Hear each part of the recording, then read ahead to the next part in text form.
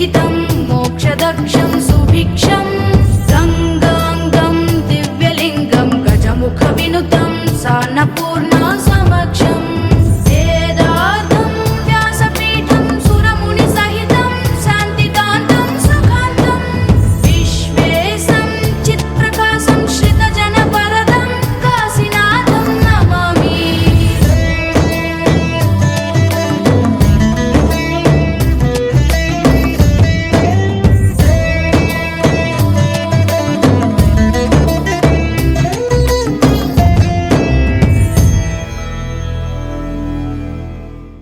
నందివాహనా నాగభూషణా దోషదోషనాశ వినాశనా సృష్టికారణా నష్టహారణా తమోరజో సత్వగుణ విమోచనా. మాఘమాసమున కృష్ణపక్షమున చతుర్దశి నడి జామురాతిరిన మహాలింగమే ఉద్భవించెనట. బ్రహ్మ విష్ణువుల అహం అనిగెనట. సృష్టికి మూలం నీవని తెలిసి సాగిలబడి నీ మహిమకు మొక్కే అదే మహాశివరాత్రి వెలిసినట. అరే ఓ జంగమా విభూది లింగమా పక్కన పార్వతమ్మ తలపై గంగమ్మ. అరే ఓ జంగమా మెడలో సర్పమా బూడిద దేహమా సిగలో సందమామ. సృష్టిని సృష్టించగా తొలిగా పుట్టావట. మాఘమాసమున మళ్ళీ పుట్టావట.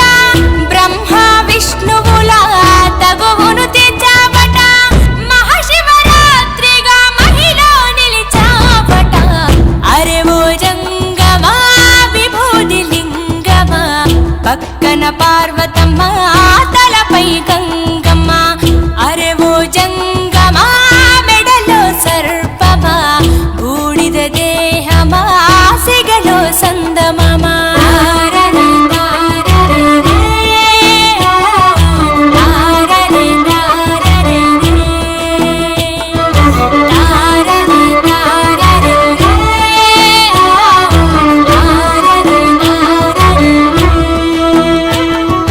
నిదురా ఆహారం అన్నీ మానేస్తా ఉండి ఉపవాసం చేస్తాం జాగారం. జ్ఞానం నీ నేత్రం నీతే నీ సూత్రం. మూడో నీ నేత్రం తెరిస్తే చెడు భస్మం.